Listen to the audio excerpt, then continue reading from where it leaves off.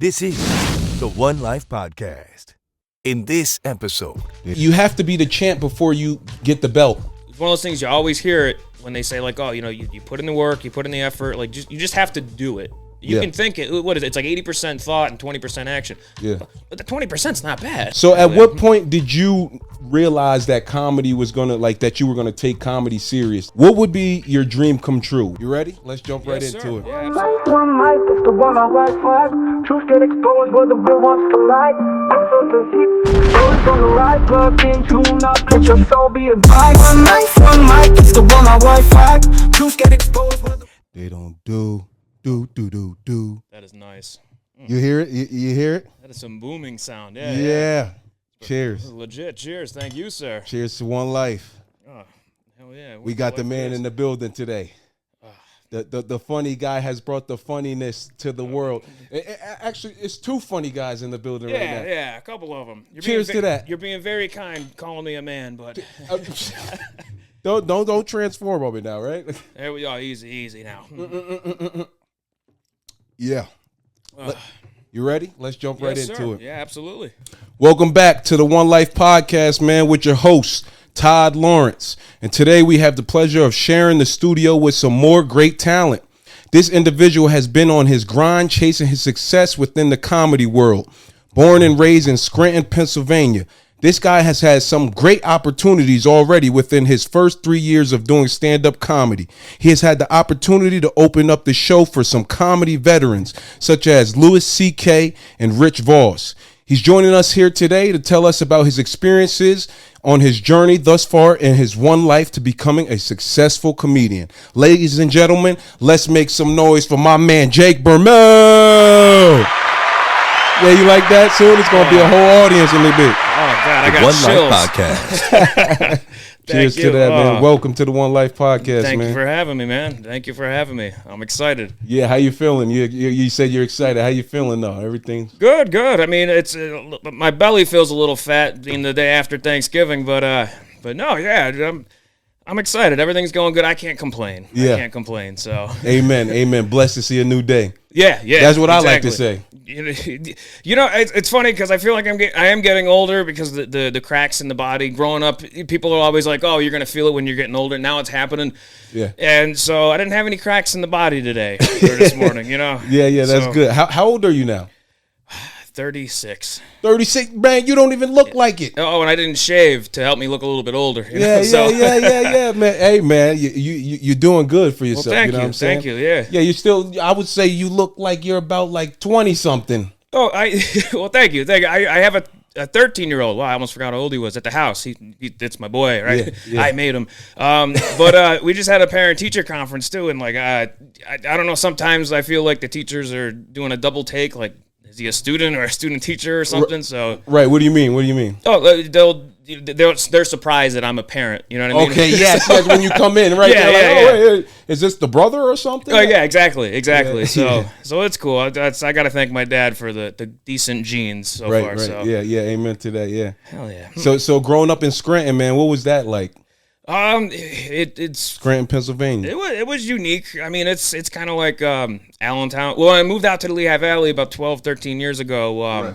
I was already kind of used to it. But no, Scranton, it's I don't know how to explain it. They're good. They'll I guess they put a lot of money into certain spots downtown, but then like if you go like downtown Scranton's beautiful, and every time I go to visit, Right. they're doing projects, the beautification of it. Yeah. But then when you go like a block down in the south side, there's still potholes and crackheads and Right, you know what I mean. I right, say right. it respectfully, but Like almost like the hood. oh yeah, exactly. It's like you couldn't put some money in those areas or anything, like Right. But now Scranton's fun.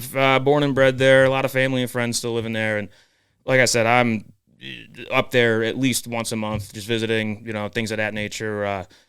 Started doing comedy shows up there too, Right, yeah. and that's where actually with some of the bigger comics I've got to open for, and again I've been incredibly lucky.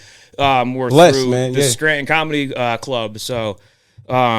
But yeah, but I'm not, I don't really work with them anymore. So and then I started doing my own thing, and yeah, I'm just having a lot of fun with it. Right, you got to start somewhere. Yeah. How was it for you, like in high school, growing up and stuff like that? Were you like the class clown and stuff, or how was that? Like, were you in sports? Definitely not sports. Yeah. I did. Me and my buddies wanted. We would play football. You know, we'd all get together Saturdays and play football, and then I was like, well, maybe we should try out for the team and do it together, like a big group thing. Because I'm thinking, man, you know, these are my buddies. You always play harder when you're working with your buddies. Yeah. And I must have went to the weight room for a couple of weeks, and it wasn't really. I never got on the field. We'll put it that way. Okay. In fact, the one coaches that used to get pissed off because kids would go, they would do the program in the off season. They had a whole football camp, which was so cool because I got to be part of it. Yeah. And it was all paid for. And you go up and you're running drills.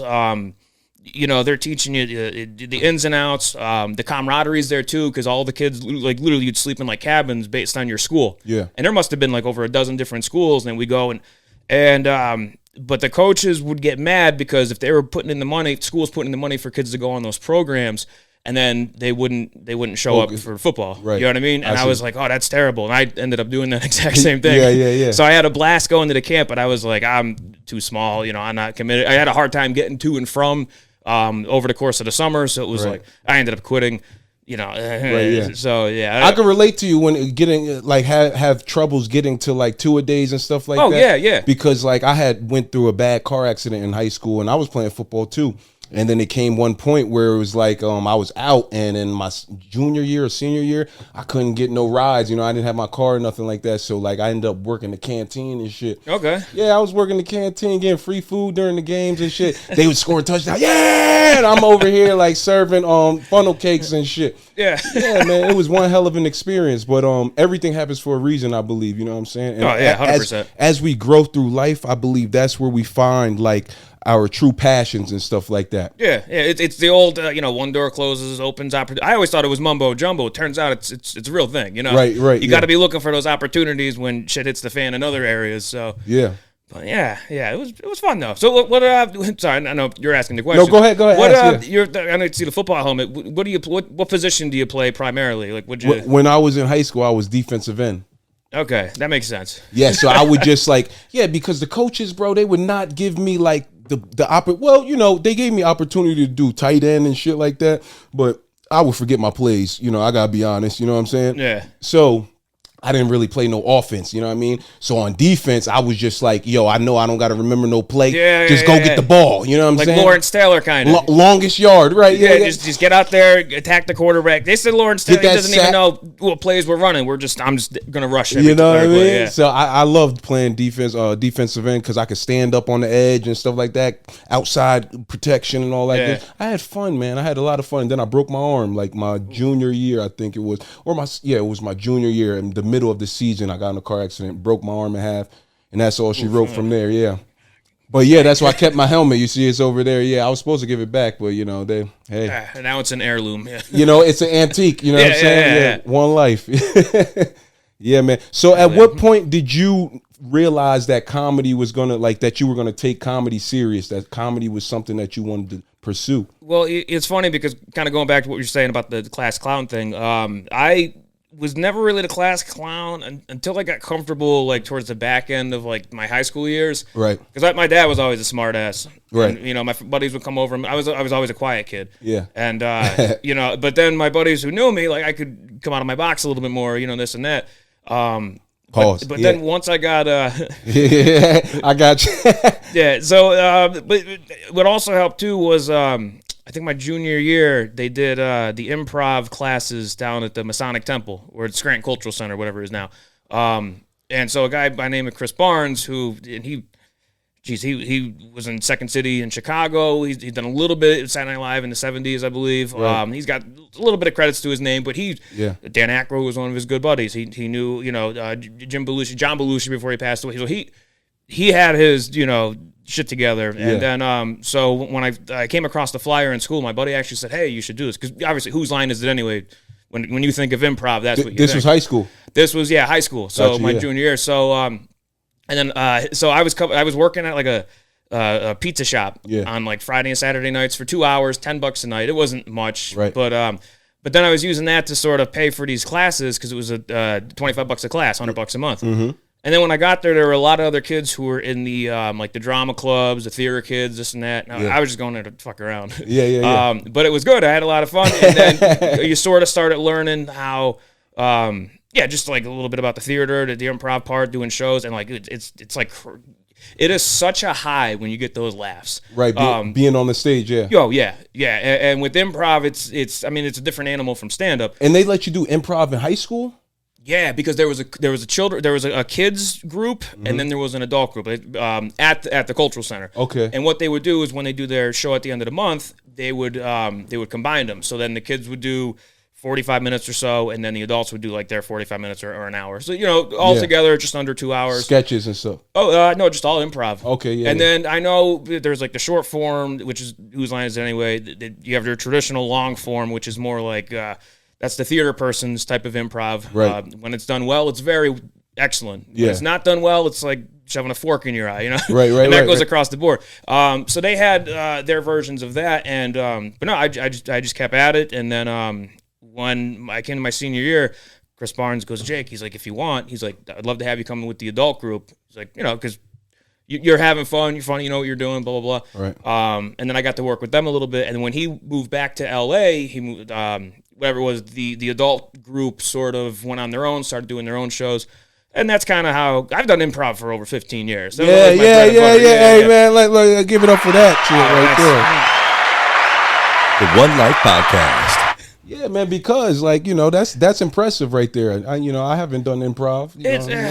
That's a big skill to add to your comedy. That's part of So I think it helps with stage presence and knowing. But again, when you go to stand up, it's you, right? It's a one man show, for more or less. And but I think there's elements that kind of help me with the stand up stuff. But then of course throughout the course of those 15 years, I would try stand up. Yeah, I would suck ass at it. Right. And then I'm like, well, screw. I would go to 3 or 4 open mics, and then I would say, screw this, I'm going back to improv because I'm good at it, or whatever the case is. And But yeah, and even up through, when I moved out to the Lehigh Valley, up at Steel Stacks in Bethlehem, they had a bunch of their improv courses, classes, working with people, developing teams. Yeah. So it was good though. But I mean, again, I know we're deviating from your original question, but no, you're good. Yeah, at high school, I think that's where it was kind of like, okay, this might be something that I would want to do. Right. Oh, I even went to the guidance counselor for my senior year. I said, can I get put into a drama class? I said, I know it's unorthodox. I was like, but maybe I can learn a little bit more. And they're like, no, we're not going to put a senior in with a freshman. They didn't want to do it. No, they didn't want to do it at all. And wow. I was like, They thought you were just trying to get out of an important class or something? I think so. Yeah. So when you first started, did you have any stage fright? Like, you know what I mean? I get stage fright still. Yeah. But But I think what helps with improv is you're going up. It's like a team mindset. You're not alone, but you have to have a lot of trust in the other players, right? More or less. There's still that. I think that helps a little bit because knowing that somebody else is gonna do something, say something, whatever the rules of the improv of the situation is, but you're essentially reacting to what's going on. But it's like I said, it's a complete 180 when it comes to stand up because you are reacting to your own things, and you're steering your own ship, right? Yeah, which has its pros and cons, obviously. Right. Anybody inspired you when you were growing up, like to start doing comedy? Any like big veterans that you were watching? I would say it would have to be with George Carlin, in my opinion, one of the all-time greats. Mm-hmm.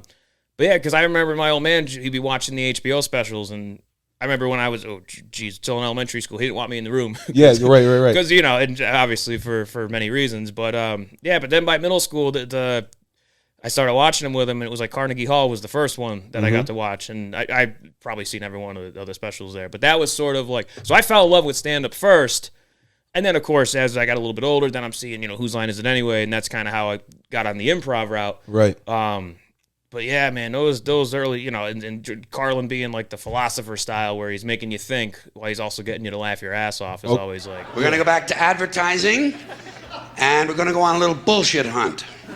Going to look at some advertising lingo, especially food advertising. You know the people. Fresh, natural, hearty, old-fashioned, homemade goodness in a can. Yeah. Have you ever seen Man on the Moon with Jim Carrey? I know what you're talking about. I haven't seen it straight through. You should watch it. It's on YouTube. I'm pretty sure that's how I watched it. Yeah. It's like Jim Carrey portrays this comedian. I forget his name. I know his freaking name too. Right. But Andy Kaufman. There we go. Andy Kaufman, and he portrays him the whole time. And Andy Kaufman, as a comic, his comedy was kind of like awkward.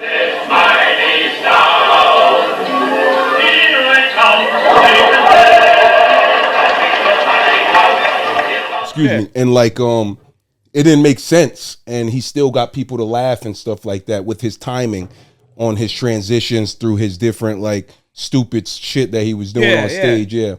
And it worked, yeah. And it goes to show you, it's like there's no rules. Like the only rule is to get a laugh. Right. But like there's so many ways. You know what I mean? Everybody's painting a canvas. You know what I mean? It doesn't matter. Different you can art. Stroke it however you want. You know? Right. So that brings me to this question: what would you say how would you describe your comedy style?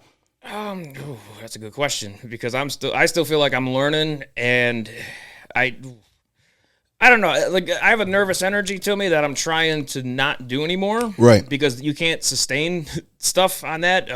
Right. But I don't know. I like the whole keeping it simple, your traditional setup, punchline, throwing a left turn here or there. I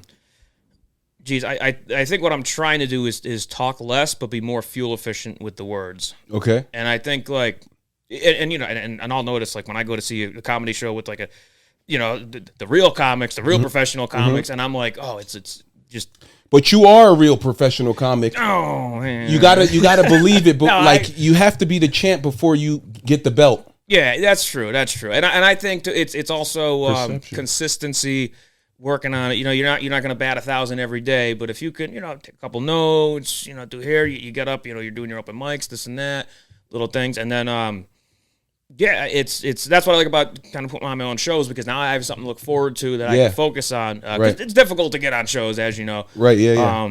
But yeah, just to try to get more fuel efficient with the messages, that you're trying to portray. Do you care about like reading the crowd, like, or do you just go out there and get your mic and say, this is my show, and I'm going to say what I need to say? Well, I do feel like no matter what, you're kind of like I would describe stand-up as you're explaining rules to a game. You might know the rules inside and out, but you got to explain. When you have people over on Thanksgiving, the family's played. Nobody's played this game before. You're gonna have to, I've explained the rules to the game. Sorry, 1,000 times. Yeah, right.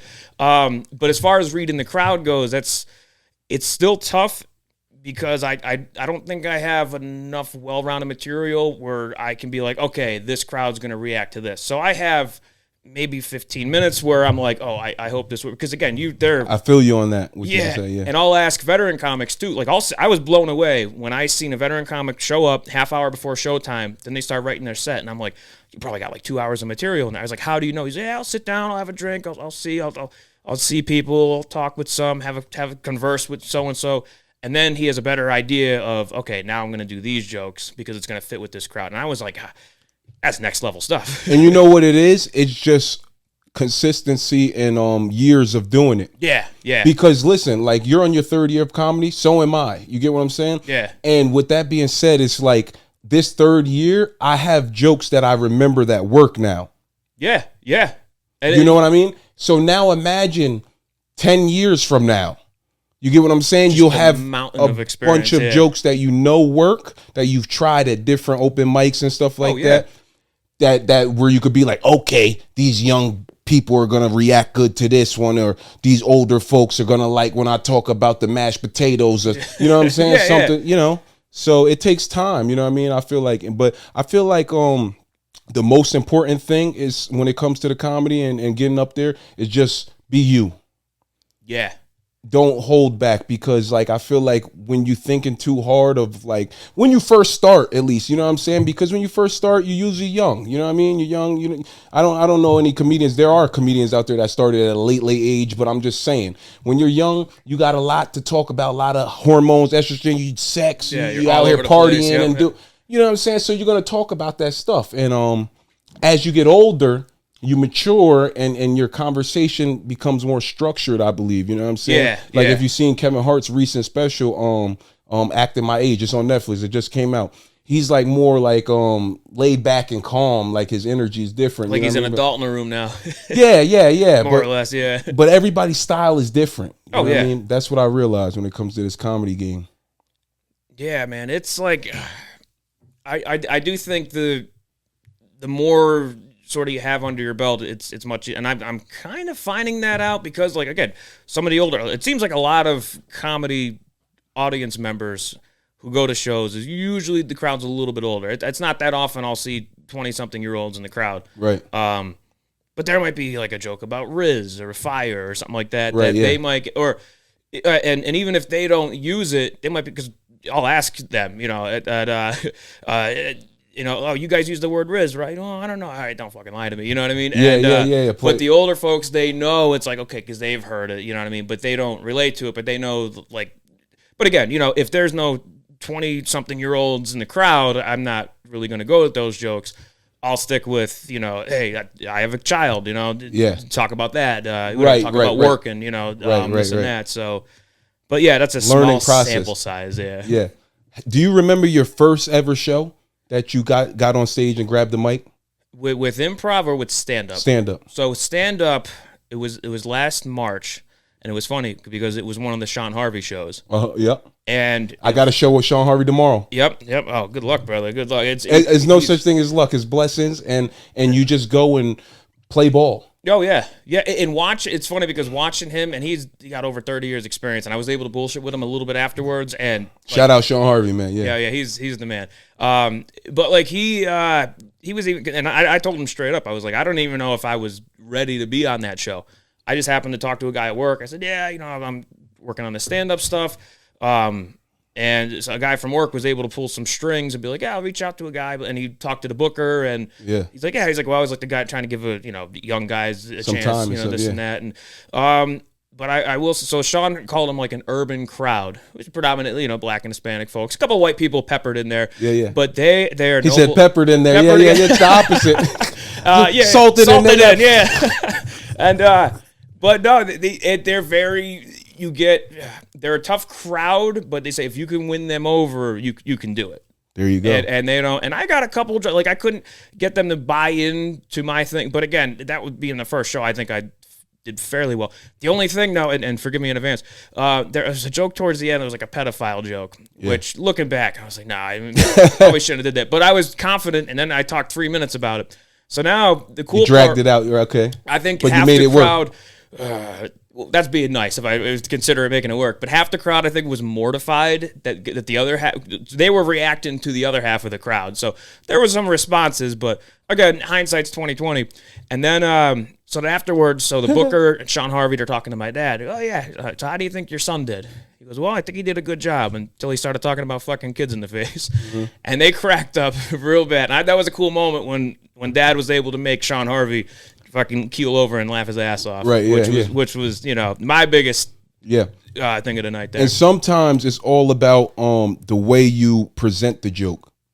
Because it could be a harsh topic, but the way you said it, what I'm saying, the way your energy you came behind the way it, you perceive it, and how you want to get them to see the lens you're looking through, instead of just coming out and doing shock humor. And there's stuff that I've talked about, and I'm like, ooh, it might be coming off as like I'm just trying to shock that, and then they're not going to buy into it. And that's any crowd; they're going to see the BS. Right. But if you can, you have a good take on it, you kind of ease into it, and it's as long as if the structure of the joke makes sense and it's funny and they laugh, then they trust you. Now you can ease into a little bit of a heavier, darker stuff, whatever it might be. Right, yeah.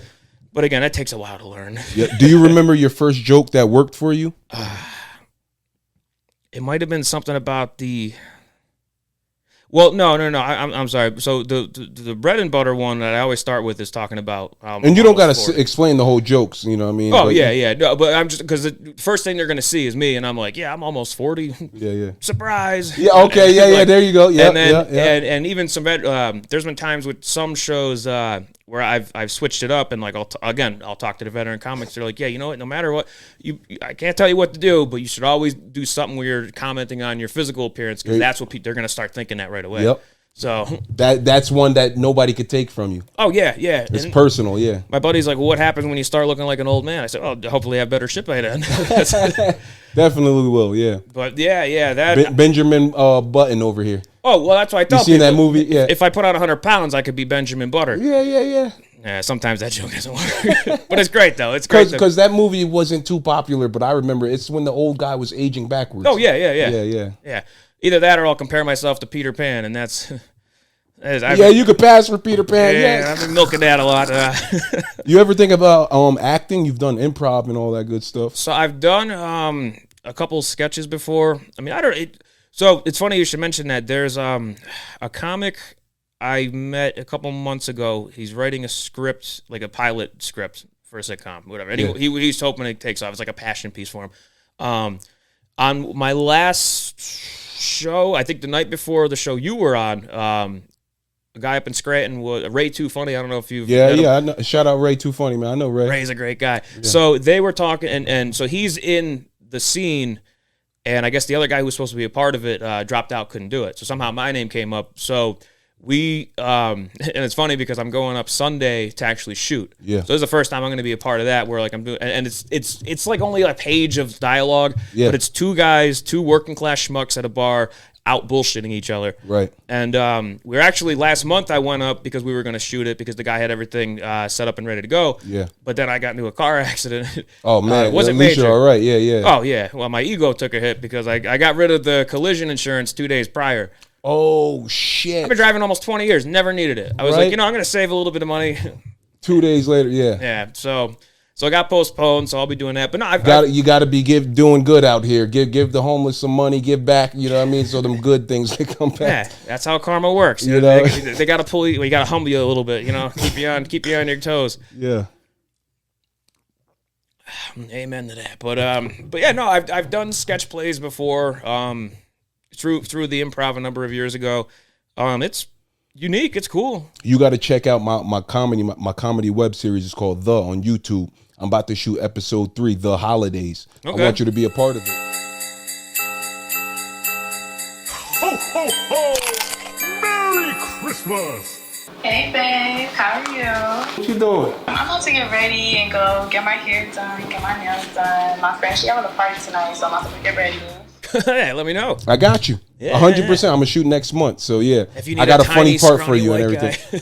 Listen, I Tyler Perry in the motherfucking flesh. You know what I'm saying? I'm trying. You know what I mean? And I'm creating just like you. Yeah. You know what I'm saying? We're artists, man. That's what they say. And you know what? Again, it's one of those things you always hear it when they say like, oh, you know, you put in the work, you put in the effort. Like you just have to do it. You can think it. What is it? It's like 80% thought and 20% action. Yeah. But the 20%'s not bad. Right. You know what I mean? And that's what I'm learning. And if it's not gonna hurt, try. Right. Yeah. And then you're gonna have bumps in the road. Like my first show was like I've only done 6 so far, but now after the 6th one, all the things I've learned just from the booking and the show running aspect of it, and also working with these venues, these bars, restaurants, whatever, trying to get heads in the door. That's a tough thing. Yeah, but now I'm learning like little tricks. Like I'll print up little black and white flyers. Here, I'll give them a stack of 100. Just promoting, yeah. When somebody orders takeout, drop it in the bag. Yep. You know, you get a party of 4, 6, 12 people. Here, give them 2. You know, talking up. Some owners so far they've been really on board. Others not so much. Not to say that they're not into it, but it's like you could see the results. And I've been lucky to have I'm averaging a little over 40 people, which I didn't. For a bar show is a lot. The show that I came to, where was that at? Basin Street. Basin Street, yeah. And you paid me too, yeah. Give me some for that. That's the businessman right here. Yeah, well, you have to. And that was my first show. I mean, I don't always get paid. I'm just getting started. You know what I'm saying? Yeah. And so that was respect right there. That was love and respect. And you had people in there. It was a nice crowd. Yeah. And you had the baddies pull up for you. Oh yeah. I don't know you. Yeah. They're just friends and stuff. I don't know you. You got a wife at home, your girlfriend or something? No, not them. But you know, it's funny you mentioned that because one thing I'm learning too is like. I've probably talked my way out of more ass than I've talked my way into it. Okay, right. And that night was perfect example. So I'm glad we got to bring this up. Right. So I'm sitting there and like I have a bit about the ex-wife, what you know, so and so, and the girls are buying me shots. I didn't think anything of it, and then like the one girl, she's letting me smoke her vape. I don't even vape. but it tasted the way strawberries smell. Yeah, he's like, the females are here. Yeah, and then I'm showing out. The one girl said something about the ex-wife, and my fucking stupid me, I start going in on the ex. Oh, I'm this and that, complaining. You done brought flashbacks. My buddy's on the other side of the bar. He's blowing my phone up. Right, 6-7 missed calls. Right, no more than 10 minutes later, these girls leave. And he's like, he comes over. He's like, what the fuck is your problem? I said, what? He's like, leave that cuck story about your ex-wife. Don't be saying that. I was like, yeah, you bring the energy, you shift it. Yeah. I was like, wait, I didn't do anything. He goes, listen. He's like, it doesn't matter what happened. He's like, if you tell that to a girl, they're gonna think you did something wrong that made your ex-wife. Yeah, they're gonna think you traumatized. Yeah. And I was like, they're like, oh, he's toxic. Yeah, and I've been telling this story for 2 years now. No wonder. So, and I go, wait. I was like, is that why you were blowing my phone up? Because I was trying to tell you to shut the fuck up. I was like, wait, you were on the other side of the bar. You heard it? He's like, the whole bar heard it. I was like, oh no. They're gonna think you got a crazy ex. They're like, yeah, I ain't fucking with him. Yeah, Jake, I'm not fucking with Jake and his crazy ex. No. And you know what? Maybe it's those curveballs that keep me in line. You know what I mean? Right. But everything happens for a reason. Oh, yeah. You got to go with it. So hopefully, I keep telling myself I'll know for next time, but I'll screw that up too. I think. You got to keep learning, man. You got to keep learning. Have you ever had any hecklers at any of your shows that you've performed at thus far? Not so much, but it's funny because there was another show I did with Ching Productions, who was the booker for I know who you're talking about. Shout out to Ching. Shout out Ching. Oh, he's the man. Yeah. I did another show for him, and it was you have that urban crowd, and I did a bit about God, and this is what it was like a little bit. I like to close out with God. Yeah, it was a little bit less polished, you would say, because kind of like I get into you an were argument just trying with it or something because he made me tiny, and these four ladies, they were like, nah, like you can't talk about that. I was it's like, Sunday. Oh, no. Yeah, and I was not terrified, but I was like, oh god, because I didn't have the greatest set. I was getting some laughs, but again, the rest of the crowd didn't really buy in. But then they kind of like threw everything for a loop towards the end, but and then I have a bit about cancer. I was like, they're like, you can't talk about religion. I said, well, can I talk about cancer? You can't talk about that either. I said, all right, well, next time I'll cut that out. And I got a little bit of a laugh, but that's. But I don't think I've been lucky enough to not get heckled.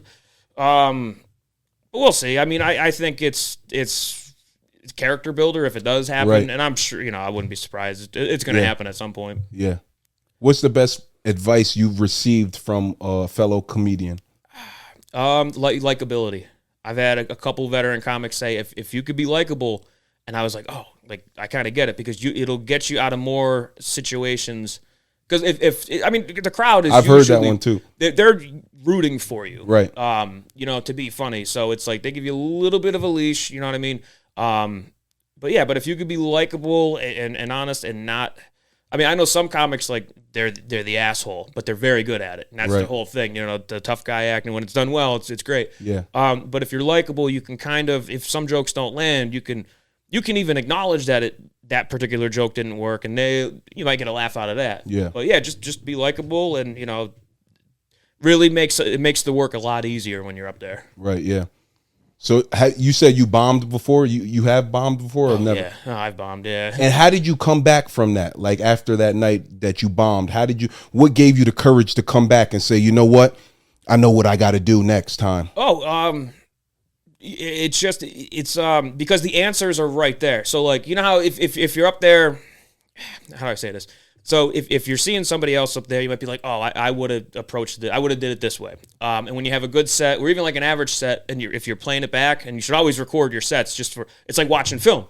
Yeah, I hate watching myself. Oh, I hate it too. Just that's the beginning stages though. I when I hear other artists, they say the same thing, like rap artists and stuff. It's like, oh, when I first started recording, I didn't really like listening to and I think it's because you're not as good as you want to perceive yourself to be. And that's why. But you're getting there. It's in your head, but you're not there. So I feel like when you're watching yourself in the beginning, but it's good for you though. Oh, yeah. Yeah, 100%. And then you can actually see it's like the way you think you're going to look versus the reality, but then you can start to tinker with it.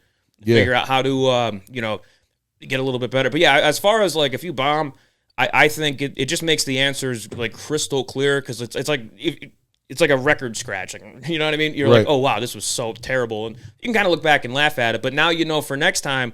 And Yeah, because when you screw up, it's etched in your brain more so than when you're kicking ass. Right. And when you bombed though, did you keep going? Like, you know how you fall off the treadmill, you get up. Yeah. You kept going. You have to power through the rest of your set. You know what I mean? Yeah.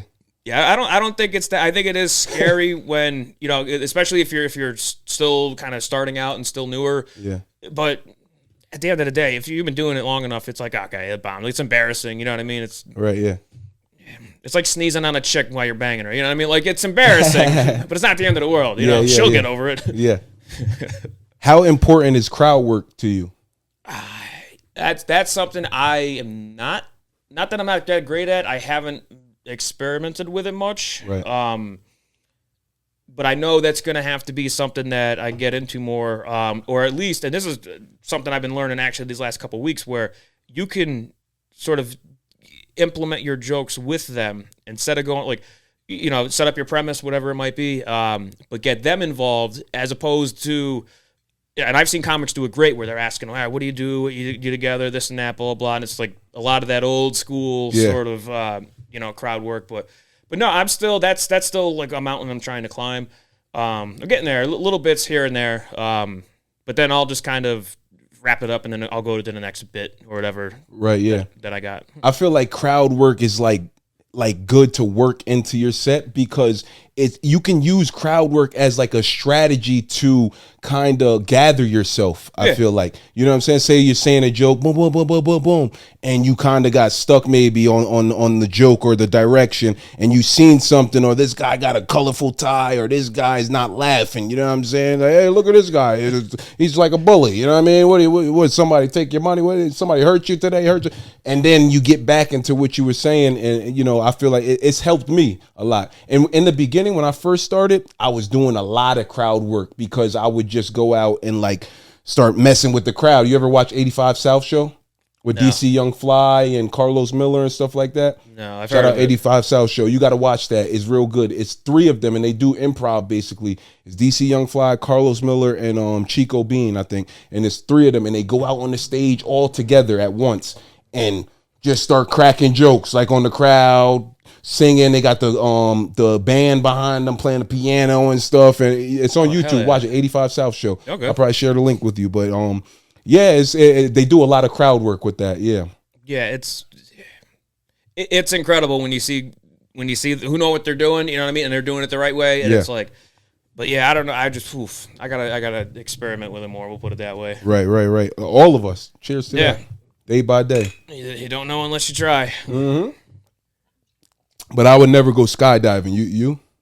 No, I like my feet on the ground. I don't even like roller coasters. Oh shit! I found one. Yeah, you know right. I found one. You don't like jumping out of airplanes. Yeah, you're the first dude that fucking said no. Yeah. I'm not gonna put myself in a position. All my other Caucasian friends are like, yeah, fuck yeah, let's go. For our birthday. You know what I mean? I'm like, bro, I don't want to risk my life on my birthday. You know? No. I mean, I don't know. Like it's. I'm sure it's an incredible rush. I said the only time that I'll go skydiving is when I propose to my girl. You know what I'm saying? Because if I make it to the ground, I know this was meant to be. Yeah, as opposed to the latter.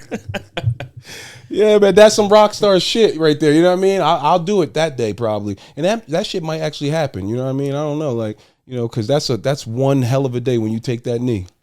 Oh yeah. You know, it's tread. I don't want to say tread cautiously because marriage is a beautiful thing, but me and my ex-wife, we were never technically married.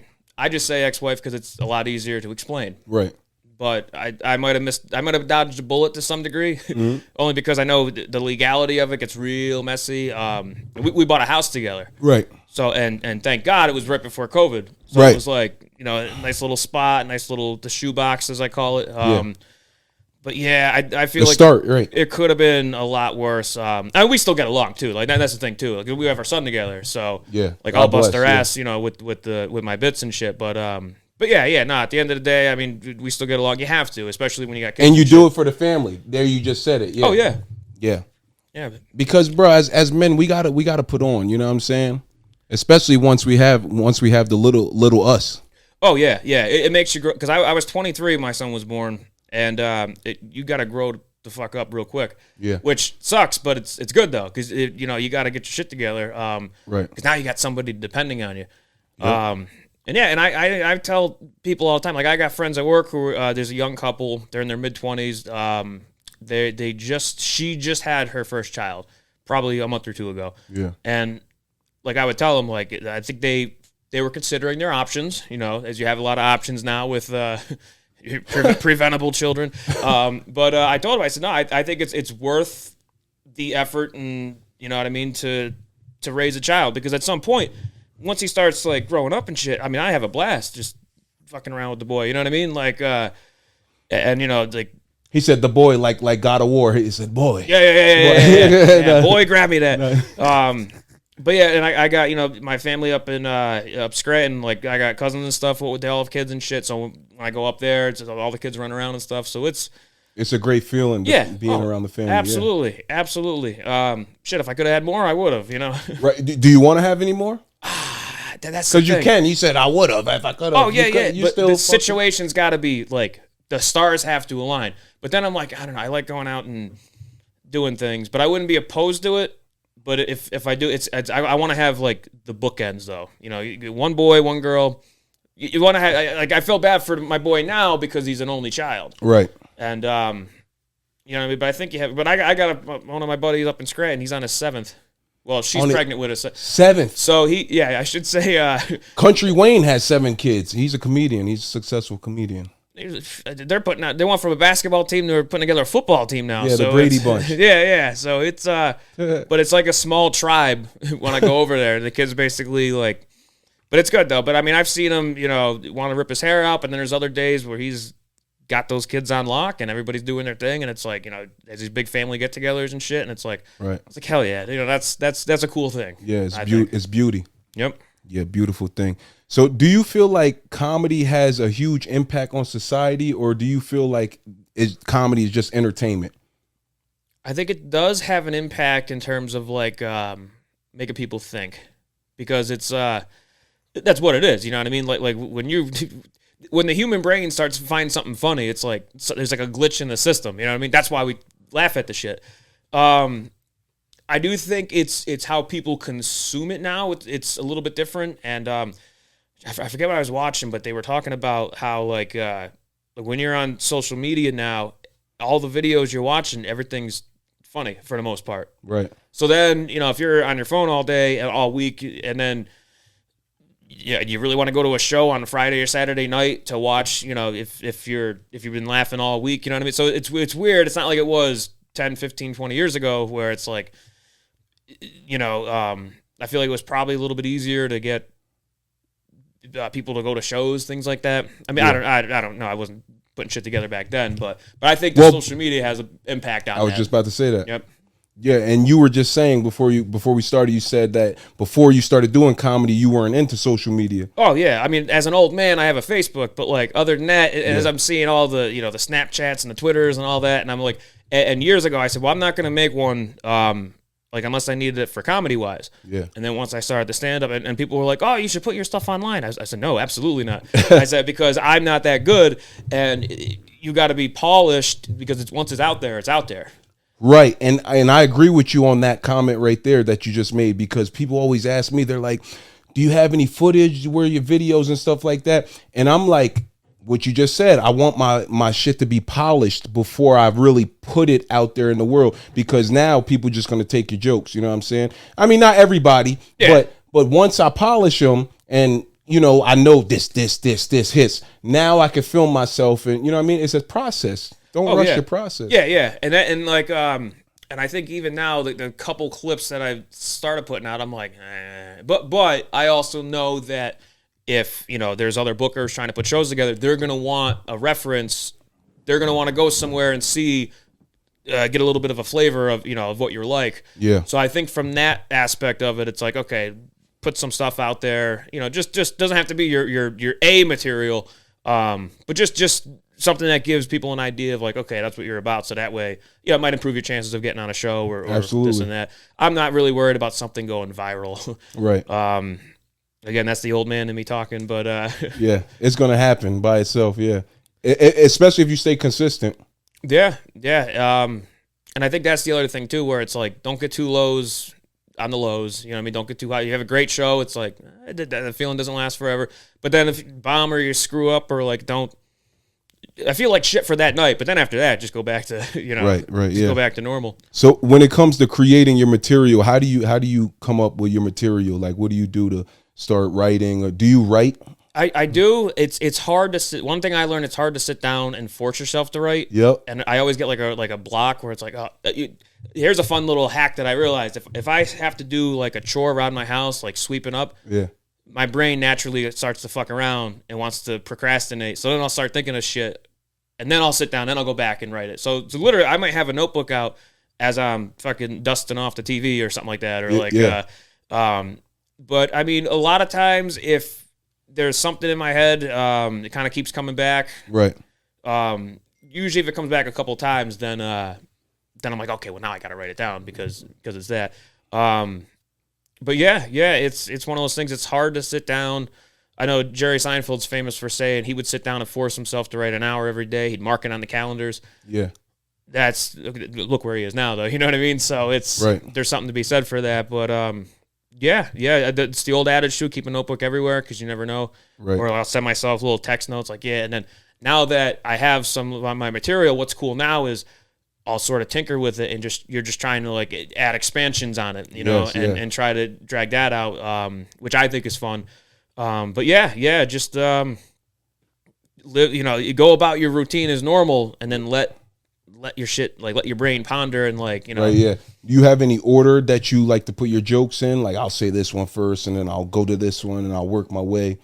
There's a little bit. I mean, I always like to start off with how I look, just because I feel like that's like, and if you can get those first couple, it's like getting the first down in football. Get them on your, it's the hardest one to get, right. But once you get that first down, so I'll start with that. But now I've been kind of tinkering with like different bits, and like I try to vision it as like just blocks that you can rotate, and then you can have a little teeny segue that connects to them, and I think it's good to try to like mix it up, to see if you can really get into a flow with it. But yeah, I would always have to start off with like busting my own balls first, and then like right, loosen them up. Yeah. What do you do to remember your material? Oh, I'm fucking talking to myself all the time. In fact, so at work, I work at a Deer Park up in Briningsville outside of Allentown. It's a 12-hour shift, factory job. It is miserable. Everybody's depressed. There's no windows. It's steel beams and concrete walls. As far as I know about the warehouse life. Yeah. And but it's funny because I'll go in there like it's rainbows and fucking peaches and cream. Yep. And I'm the only in guy your own world. Oh yeah. And so what I've done is like, we'll go on break and I'll go around the building and I'll start walk. When I was on night shift 2 years ago, I would go out there and just fucking sit there, and I'd get my phone out. I'd start timing it. Okay, here's 5 minutes. Here's 7 minutes. Let me get this down. Now it's like, excuse me. I do get a lot of support from people I work with, which is also a blessing in disguise, because like there's people who have been to multiple shows of mine, and as you know, it's hard to get people out because everybody's like, I gotta go see it, and then they're like, well, I have a show, and we're busy, but no, it's cool because now it's like they know I'm out there, like kind of work. I'll drive the forklift talking to myself, and I used to be embarrassed, but now I'm like, nah, like, in your zone. You know you got a mission. Yeah, exactly. And I'm like, what are you busting my balls for? I know what I'm doing. You know? Yep. Dope, man. Who's your top 5 comedians? Well, I'll put Carlin up there. Patrice O'Neal is fantastic. I mean, him and Bill Burr. Some of their older stuff. I know. Let's see here. John Caparulo.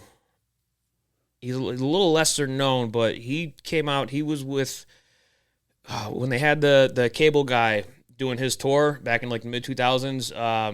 Caparulo was also. He was like a young up-and-comer, and I thought he was hilarious, like the way he would say stuff. And actually, he was just at the Emmaus Theater a couple months ago, and I got to see him, which was pretty cool. Dope, yeah. But yeah, I mean, fucking the roast masters are great. I'm trying to think. Greg Giraldo, before he passed away, he was fucking incredible. Right. But yeah, I would say definitely Carlin's up there, like number one, and like. hate to like put him as like, you know, Jesus, you know what I mean? But that's your opinion. I think That's he's on up your there. Yeah. I think it's like the master class of like how he does. And then you look back at like the transformation that he did, going from even, you know, like the 50s and 60s where he's clean cut, and then he got into his hippie phase. Right. And then it's like, then he started to teeter off a little bit. Right. And then he came back in those 80s with those HBO specials and just killed it. Had a whole different perspective, and he was a little bit darker. And right. But do you take anything from these guys? Like when you're performing, do you like watch any comedians and like say like, all right, yeah, I'm gonna use that swag right there. Like that's kind of, I could relate to that. A little bit. And I try not to, because I don't want it to like feel like I'm stealing anything. But it's the it's all recycled. I feel like in the world that we live in, everything. Yeah. Oh, and I forget who said it. They go styles at least. You know what I mean? Yeah. And like Carlin talks about there's like the rhythm of the sentences. Yeah. When you're saying words, and it's like iambic pentameter, I think it is. I don't know. I could be wrong. Right. Sounds good. Yeah. But and that's so sometimes if I don't know if I'm explaining something or if I'm in a joke and there's like, you know, I start listing like 12 things. There's a way to say, you know, ba ba ba ba ba ba ba ba yep. ba ba ba ba ba. Yeah. And so yeah, but again, that's I don't want it to be plagiarized. But somebody said, I forget who it is, if you steal one thing, it's plagiarism. If you steal a bunch of things, it's inspiration. It's fucking hilarious. Yeah, that is a good one though. But yeah, that's kind of what. And like I said, a style is a style. You know what I'm saying? The actual words and the jokes is a different story. You know what I mean? So if you want to do the style of Dave Chappelle or Mike Epps or Eddie Murphy or Deion Cole, you know Deion Cole? It sounds familiar. Yeah, Old Spice commercials and stuff like that. Yeah. Yeah, or Terry Crews. Now he doesn't do stand up, but you get what I'm saying. It's different styles. You know what I'm saying? And I feel like it's okay to mimic a style from somebody that inspires you. You know what I mean? Yeah, definitely. Yeah, that's cool. It's just the next newer generation. But just the jokes and stuff like that, you know what I mean? Be a little careful with touching on the jokes, you know what I'm saying? Because the topics can be the same. Jail, porn, and it's whatever you're talking about. It's the perspective, and I think that's another thing too when they say write jokes that only that you from your perspective can see, because then nobody else is going to steal it. You know what I mean? Yeah. I talk about how, you know, God made me look like a petite-sized lesbian, flat-chested lesbian. Yeah, you crazy. I don't know if there's a lot of people who could. I mean, I'm sure there are, but like, but it's personal, and that's where it works. Yeah, and you're being honest too. And I think to go back with the likability thing, if people know that you're being upfront with them and not bullshitting them, they're gonna enjoy that. They're gonna like that a lot more than if you were just fucking, you know, if you could tell you were full of shit, right? Yeah, I guess, so to speak. Have you ever been on stage like reading from your script and stuff like that? Some people be doing that. I've had notes, but not reading directly from it. Like you take it out and look at it. I've had like it's funny because in August, I want to say earlier this year, a couple months ago, there was a show I was on, and the booker said, "Oh, you got 10 minutes," and I was like, "Oh." And then I asked him earlier in the week if I can do, like, am I doing 15 or 20? He's like, well, I'll 10, but if you sell 20 tickets, you could do 20. And I'm like, you don't do that to people. Yeah. He's trying to hustle you, right? Yeah. And then the night of, some shit happened. The headliner wasn't there, long story short. But then he goes, do you think you could do 20 minutes? I was like, well, it's a good thing I prepared for 20 minutes. And I got to about 18 and a half, but I had to go back and write my set list down because I knew what the 10 minutes was going to be, and then I had other stuff that I, you know, had to reach into the bag that I wasn't hyper focused on the week prior. But yeah, and then of course, like I would do a bit, you know, this and that, and then you got that like 10, 15 second window where you kind of peek at it, you know what I mean, and then you get ready and you go to the next bit. So, but yeah, so I've done that, but I try not to, just because the aesthetic. It takes away from the rawness, right? Yeah. Yeah, but I understand why comics would have that. Absolutely. I don't think there's any criminal penalties. Right. It. Right. Yeah. Do you have anything special that you do before you go on stage? I don't drink or smoke. Afterwards, game on. But not beforehand, because I feel like it's for me at least, it's better to be clear as possible. As far as like anything else, not really. I just try to take deep breaths because I start getting all right, you know, the nerves are kicking in, which is good because that means you give a shit. Yeah. But it's like sitting on top of the diving board, getting ready to jump into some cold water. Right, It's right. like, But it's a good feeling, that anticipation. yeah, and once you break through that surface and you're like, you get shocked, but then, all right, you're here. Michael now you're in Phelps, the you're pool. swimming. Yep. Yeah. Yes, sir. Yes, sir. So what was I about to say? I almost forgot what I was about to ask off of that question. Yeah. Okay, yeah, when it comes to the light, you know what I'm saying? In comedy, as stand-up comics, we have to, like, sometimes in the back, there's somebody holding a light, and the light is supposed to tell you, wrap it up. Yep. Have you ever, like, disregarded the light when you first started? I know I have. Like, when I used to get lighted in the back, I wouldn't pay attention because I would be so focused on trying to spit game and stuff, you know what I mean? Yeah. But now I respect the light. But yeah, and it's funny because I was always told, like, you don't piss off the guy with the light, because the last thing you want to do is, like, look like you don't know what you're doing. There's never been a time I've been pretty good with the light, wrapping it up and all that. There was one time, it was up in Scranton, beginning of the year, maybe it was last year or whatever. I didn't know, I was looking at the wrong guy.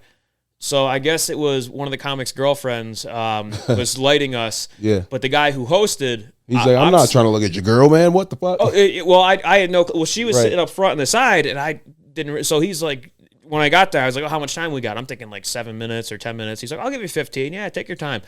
I was like, oh, I didn't prepare 15. But I mean, an experienced comic would be like crowd work. Yeah, and that's where it comes in now. And it's funny because when veteran comics, on a side note, I'll ask them that. I was like, how do you deal with it? They'll come in before they even start their material. They'll essentially improvise. So they'll start doing some crowd. They go, hey, maybe they'll get a couple of laughs, and they'll keep going. And they say once they kind of milk or get the meat off the bone on the crowd work. Tendonism. Yeah. Then they'll go into their material. So it might be an extra 2 minutes, 3 minutes, 5 minutes of just, and the crowd doesn't know any better because they're just like, they're laughing, having a good time. It's a magical moment.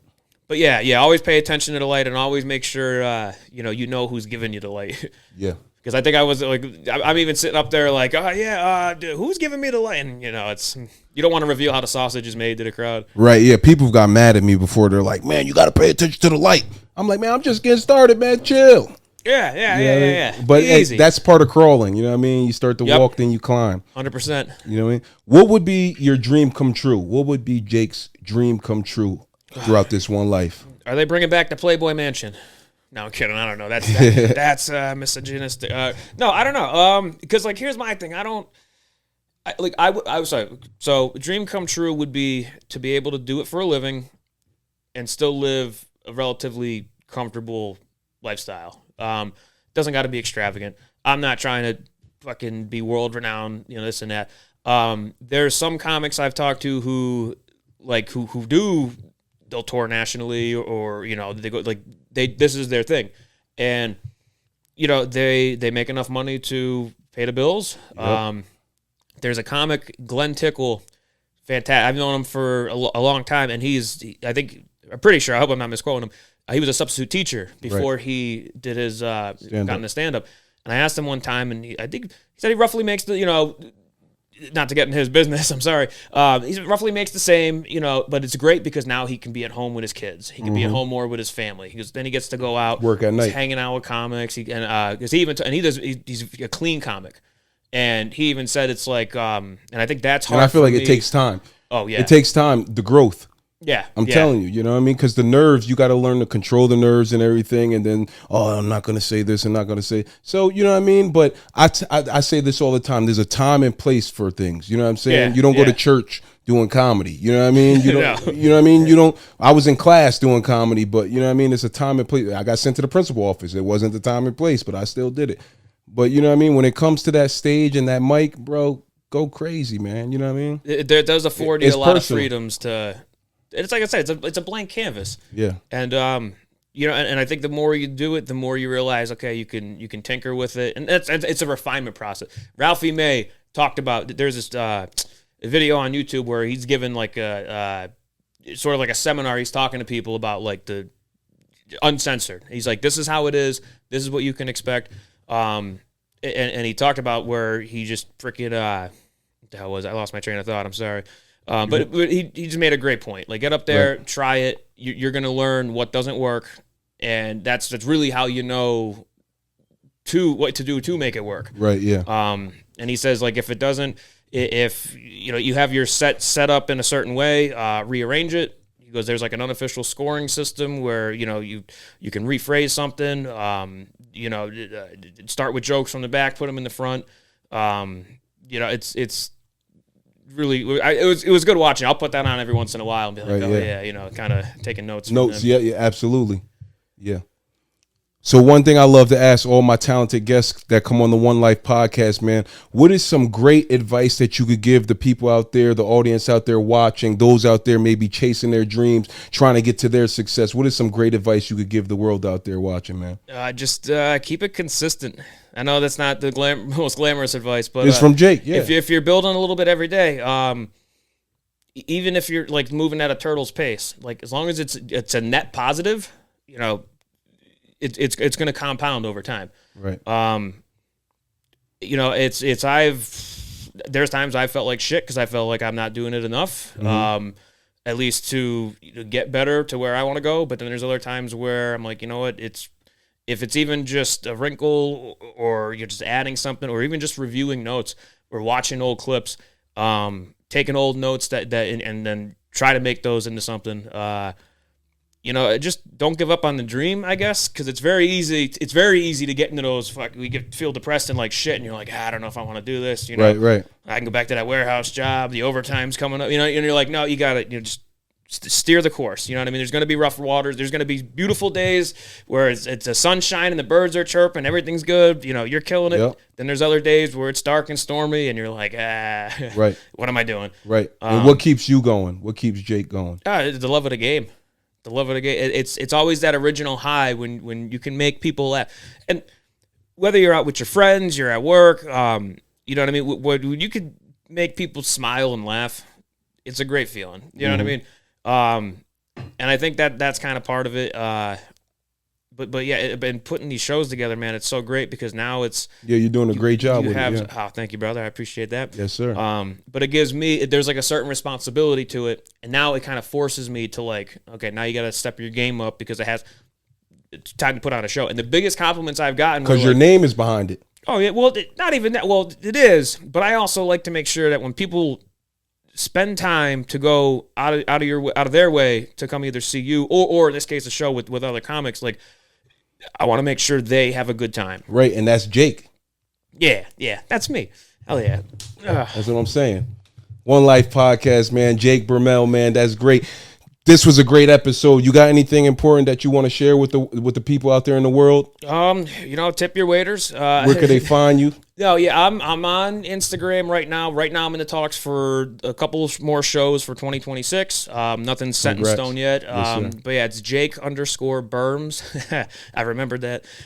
So yeah. Give me a check out, please. And if you're, in either of the areas I know Kutztown's kind of smack dab between Allentown and Reading. Right. I would like to try to get more shows in the Allentown area. You will, as long as you push for it. Yep, and I keep doing the game plan, and up in Scranton too, Northeast PA, and it's like I said, I'm having a blast. I don't know how we're here, but I'm enjoying the ride. God did. Yep. There you go, Jake Bermel, One Life Podcast, ladies and gentlemen. Mr. Todd Lawrence, right there. Yeah.